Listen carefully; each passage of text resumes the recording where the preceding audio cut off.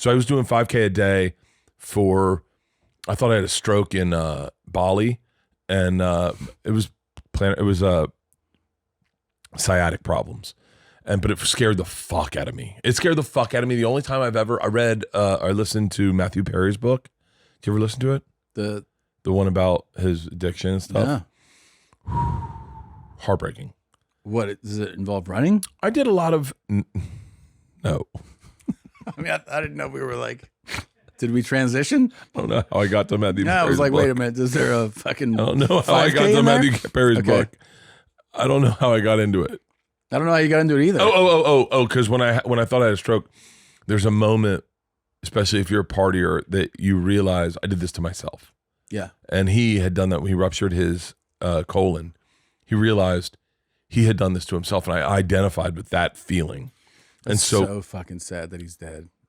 Dude, I will just say this. I'm not going to get, one day I'll get in the weeds about addiction and my control and how I deal with things. And I was just talking to Ryan about it ad nauseum about journaling. I really wanted to drink last night. I really wanted a martini and a bottle of wine. I wanted it. And so I journaled about it, like when I got home, and why I wanted it and what I wanted. And I still couldn't get past the fact that I wanted it. I didn't have it. And then I journaled this morning about it, about do I feel better? And I didn't feel better. Oddly enough, I didn't sleep well last night. Then after my workout, I journaled again, and I went, okay, I'm glad I didn't drink. And so then I look at those journal entries and I use them to quantify times that I'm happy in my life. I have a happiness journal. This is so crazy talk that Dr. Drew, everyone would pick me apart in a million fucking ways, and I'm not there yet. But in his book, when you listen to his book, if you're going through anything, listen to his book. And if you can identify with what he feels, then you have a problem. Because he really talks about having a problem with drugs and alcohol. I mean, he talks about it so clearly that it gave me sincere hope that, like, because I listened to it in those 83 days I was sober, and I was like, I just was like, I don't have that. I don't have that. He talks about Bruce Willis and how Bruce Willis could party his balls off, have a great fucking time, but turn it off at the end of the night and go, I'm going to bed, and then get up and go to work and get shit done. He was like, I wish I had that. And I was like, I got more of that than that. Like, I love the party. I want the party to never end. But I don't sit in my bed going, I want more. I just go, I'm going to bed. And Matthew Perry could not go to bed. Like, he was just like, I mean, dude, that book is he is so fucking honest and vulnerable in it that it really makes you it breaks your heart when you find out that he did pass, especially with, I don't know what the toxicology report said, but it wasn't anything. My point is, it wasn't anything? It wasn't anything. It was that his body had given up. His body had just gone through so much. I think he did a lot of exercise that day, right? He went and played pickleball. Yeah, but he loved pickleball. He was a great tennis player. It's so wild too. This is like a real, like, superficial thing, but the way abuse of drugs and alcohol just destroys the way someone's, he was like this handsome guy. He was a handsome guy.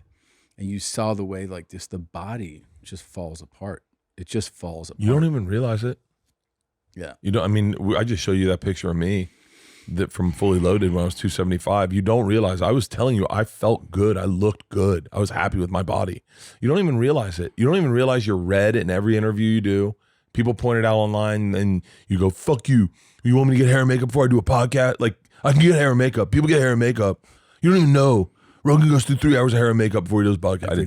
Every day. But I mean, and we're gonna go back to running, but like Sean McCowan from the Pogues passed away recently. Were you a fan of the Pogues? I know your wife probably was. Yeah, they were like an Irish punk band, but they sang like old Irish songs. He was epic. One of Johnny Depp's best friends, a legend. His teeth, he didn't have the best teeth. Didn't have the best? He had pretty rough teeth.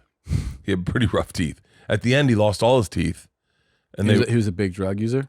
Big drug user, big drinker. Fuck. That's his mouth? Yeah. He was great. He's one of the best Christmas songs in the world, or by the Pogues. Really? Yeah, they won't play it because they use the F word in it.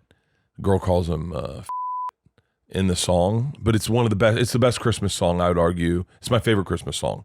And so, but when you now go to pictures of Sean McCowan right before he passed, and it's heartbreaking. But that's the thing. No, you got like look at him. Like no, but that's what it does. Ultimately that's what it does. And one day Christ. you wake up and you go, I did this to myself. I did this to myself. And that's the thing. And only you can answer this in your head if you're dealing with stuff. But if you can, I never want to be there. I never want to be there. And I was there in Bali where I thought I drank the whole fucking flight to Asia. Got the hotel rooms in the airport in Japan and got a bottle of wine, went into there, had a bottle of wine in the hotel room, slept, poured a bottle of wine in my thermos, drank it on the flight into Bali, get to Bali, get fucking wasted at Bali because it's like daytime, drink all day long, wake up the next morning in a beautiful hotel, infinity pool, girls want to go swimming, and my legs numb. And I'm like, I did it. I did it to that panic that you feel. I've done something. I did it. Yeah. I did it. I did this to myself. You asked for it. You didn't. You refused to listen to anyone. You wanted to do it your way, and this is where you are. And then through the day, my legs started feeling better, and I said, that's it. I'm going to run 5K a day. Bert and Tom, Tom and Bert. One goes topless while the other wears a shirt. Tom tells stories and Bert's the machine. There's not a chance in hell that they'll keep it clean. Here's what we call 2 bears, 1 cave.